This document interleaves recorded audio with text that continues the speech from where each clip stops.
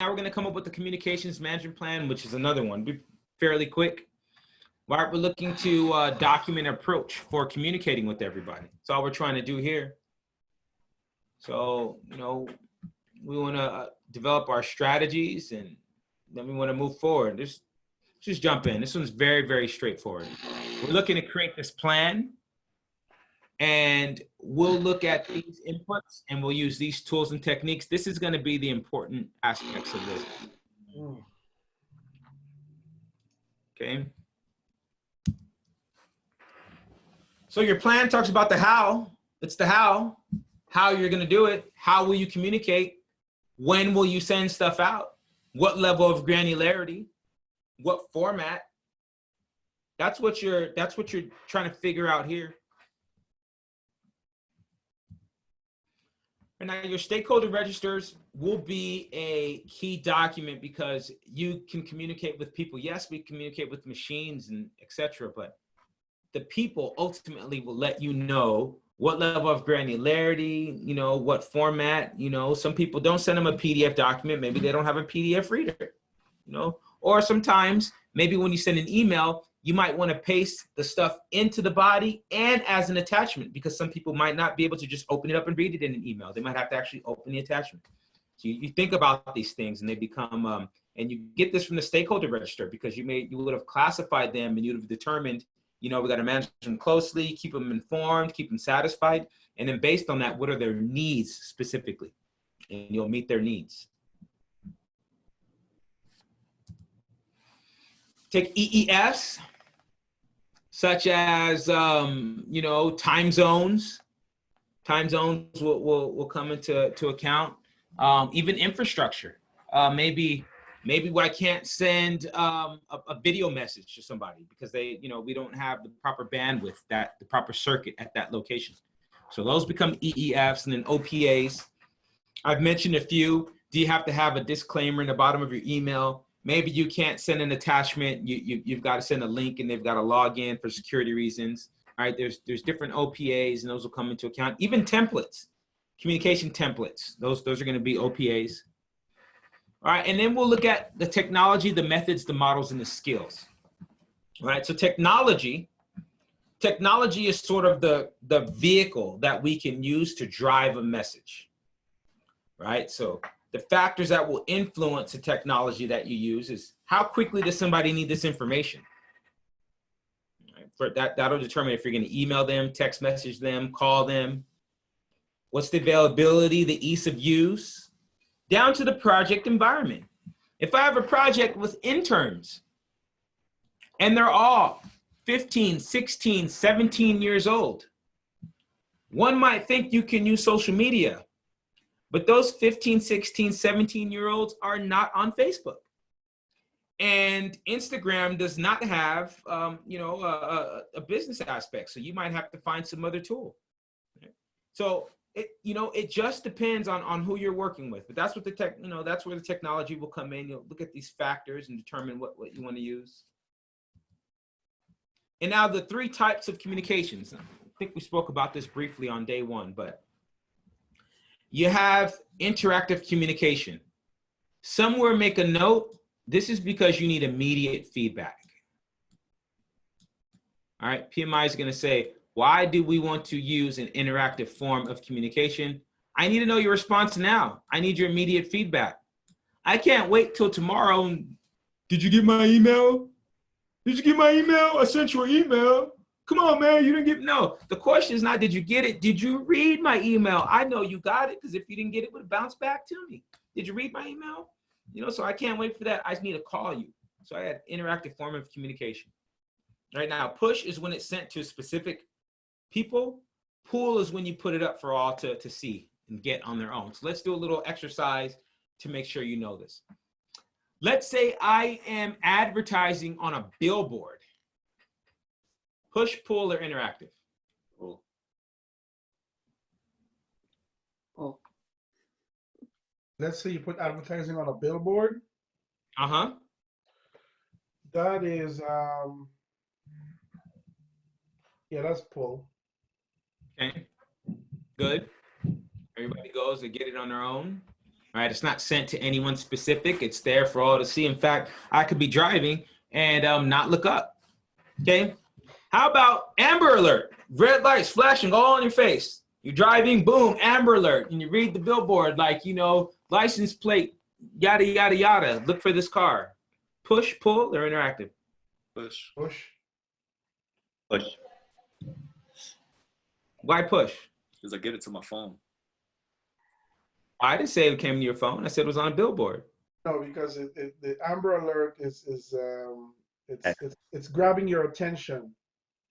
So Okay, well, okay. First, let me establish the fact that Amber Alert can get you in 2 ways. Well, 3 ways really. All right. They can do one on a TV. We don't say that often.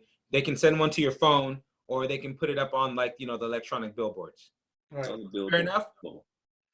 Say it again, Paul. Said if it's only on the billboard, then it's pull. If it goes to my phone, then it's push.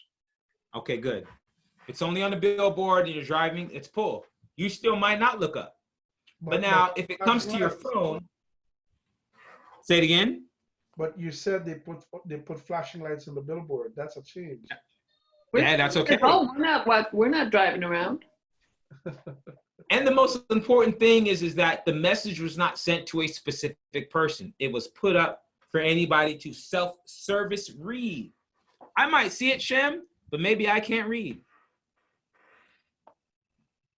Hey, you know what? We are like, we think about that, and we don't think like, how could that be? All right, do you remember Fantasia, that singer, the singer Fantasia? Yeah. All right, did you guys know that she couldn't read? Really? Oh my gosh, you don't guys know the story. Okay, she is amazing. She memorized every single song, and it wasn't until afterwards that it came out that she had like a 2nd grade reading level. She didn't know how to read. Now she does, right? And she had never gotten a chance to be on that stage and, you know, get funding and people to teach her, but she didn't even know how to read. She didn't know how to read. That says a lot. So imagine that. You're driving down, you see this Amber Alert. I don't even know what the sign says. And she was maybe 24, 25 at the time that happened. So, I mean, she was an adult. So, you know, it has to be sent to a specific person. Let's keep going with this. Let's say I decide to advertise on Sirius XM only for the paid subscribers. Pull. Pull, not push. These are paid subscribers. Yeah, but it's on the radio, so they have to be tuned in. Yeah. Okay, fair enough. All right, then I decide I'm going to advertise on the Howard Stern show, only for the people who have Sirius XM, and then only for the people who've paid for the Howard Stern package. It's still a large audience. Still pull. Still pull, why? Because you have to be They tuned still in have to to Howard Stern go at and that watch time the of the day. program or listen to Okay. the program. Okay, good. Let's stick with this large crowd idea. Imagine I give a speech at halftime at the Super Bowl. No, forget the Super Bowl. At a soccer stadium in the UK full of 150,000 people. Same thing. Pull. Push, pull, or interactive? No, it's a pull. It's still not specific to a recipient. Mhm. It might be a push because I mean, like if you're face to face with millions of people, thousands of people, or whatever, then they're receiving it specifically, right? You're not sending it to anyone else. It's for those people that you're in front of currently. That is still a push message, correct. And the reason why it's not interactive is I'm not talking to anybody. I'm not talking with you. I'm talking to you. So I am pushing you a message. I just happen to be doing it verbally. Okay. Okay. How about I call you? Push, pull, interactive. Do I pick up? Interactive. You pick up. You pick up. Okay, you don't pick up. You don't pick up, and I leave you a voicemail. It's a push. Push. Good, that's a push.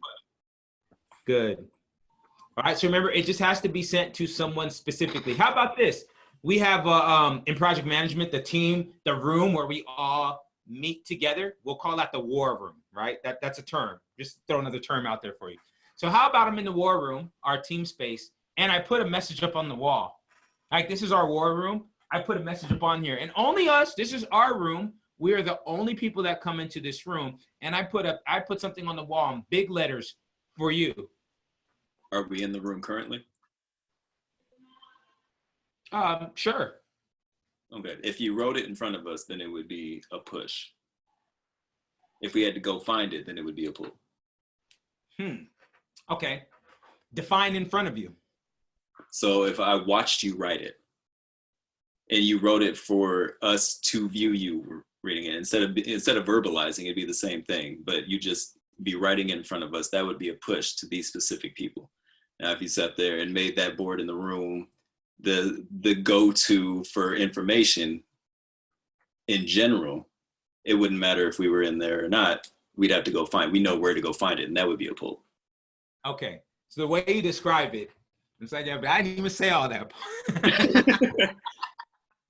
I didn't even say all that, but yeah, you're right. But now I do want to correct you this. So if you're in the room and I'm writing to you, yes, that would be a push message, because that probably likely even be interactive. But if you just happen to be in the war room and I'm writing on the board, just because you're in the room doesn't make it a push. Remember that. It has to be, the definition of push means that it's a message that's sent to a specific recipient or group of recipients. Let's do a couple more. Make sure Shem and Leah got this one. How about I have no idea who you are. I send you a mailer. You get a mailer at, in your mailbox. You know the coupons that you just put straight in the recycler. I don't even know why they send those out anymore. But those coupons, all right, let's say I advertise one of those coupons, CJ Mills Project Management Services, and you get it. Push, pull, or interactive? Push. Push. Push. And it didn't even have to have your name on it. It was just in your mailbox. Still a push. Just like an Amber Alert, I've pushed the message to a distribution list. What if I'm trying to, I'm trying to phish, I'm trying to steal your password. So I email hundreds of thousands of people anonymously. I just, I don't even know who you are. I found that I got this distribution list and I just sent a message to everybody. Push. Good. Push. It went out to a specific group of people. What if I send it to an alias? It's just one email address, but then that email address gets forwarded to thousands of people. Push. Okay, good. Okay, so that's about the range of the questions you would see on the exam. So that's about all of them, right? That's what they're going to ask when they just want to make sure, do you know specific person push, not a specific person pull, back and forth, interactive, which is face-to-face, video message, phone call, instant messaging. Text messaging is not interactive. Instant messaging is, and PMI's argument in defense of that is that you can see the other person connected. You can see the other person typing. It's interactive in that way. All right, that's push, pull, and interactive. Don't forget, the reason why we have an interactive form of communication is because we need immediate feedback that will come up on exam.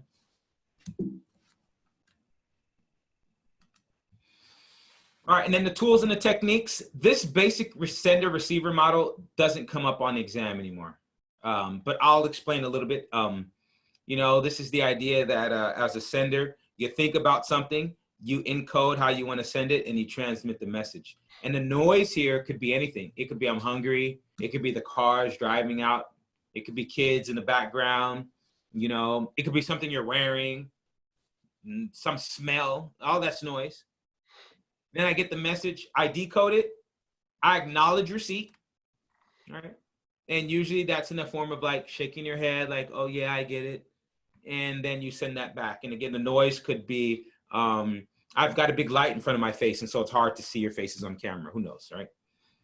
And so then, the opposite way, decode, and you send it back, right? The receiver then encodes a message, same thing, they give the feedback, and then there's noise.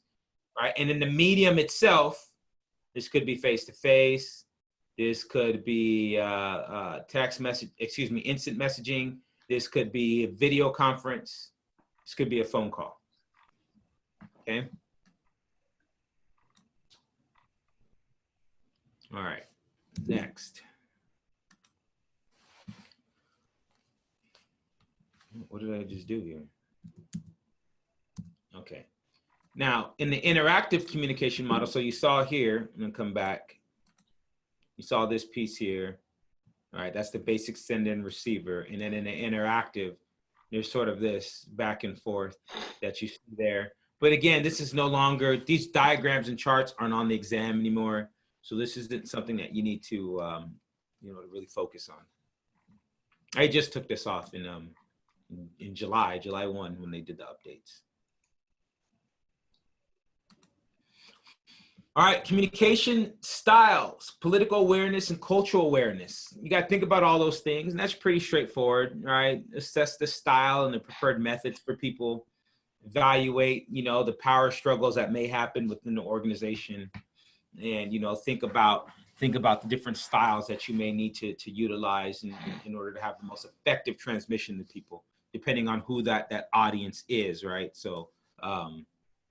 Those are the other, that's just a tool and a technique. And if you think about it, you do this in your everyday life, right? Just, you know, the way you would approach a student is different than you would approach a teacher, which is different than you would approach a principal, which is different than the way you would approach a superintendent, so on and so forth, right? So, you know, it's no different here in project management. There's just a term for it.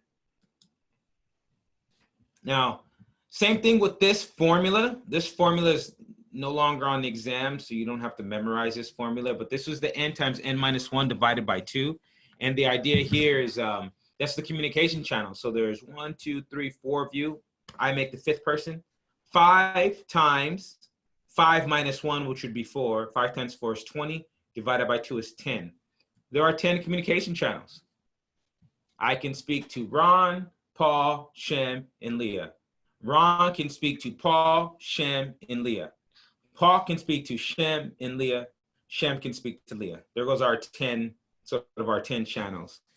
The reason why I think they took this out for version 6. It was still in here in version 5. I don't remember what the documentation said, but I believe when I was reading the comments, it had something to do with the fact that we don't use this in real life. Nobody cares about the number of communication channels that exist within the project. It just doesn't like have a bearing on you know, what tools you use. It did back in the day, but I think now with how the tools have evolved, it's just sort of like, you know, use what you think is best. That's my opinion, by the way. That's not a PMI thing. All right, here is our next case study. I'll let you guys read this one.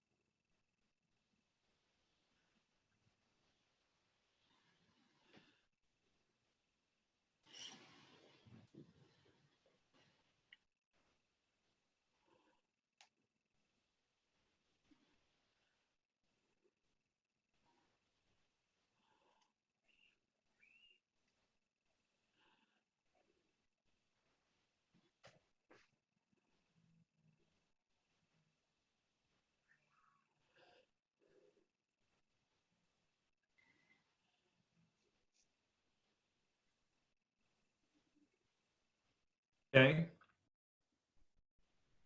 A minute.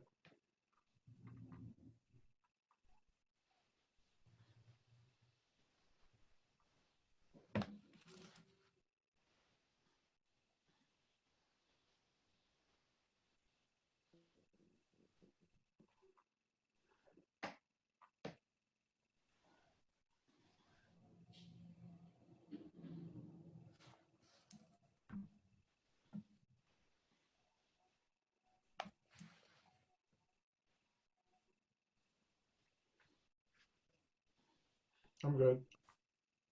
Okay.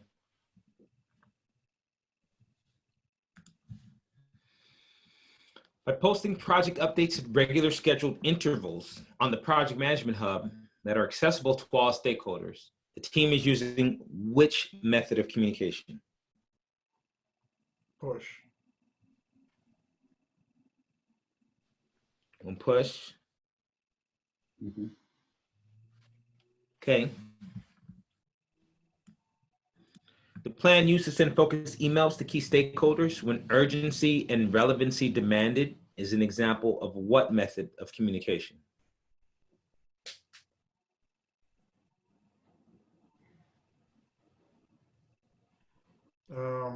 It would require, Push. that's probably Push.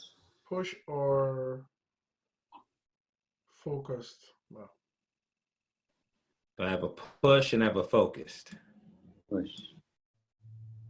Push. We'll put a little dot. Seems like we didn't have that much confidence in focus. Okay.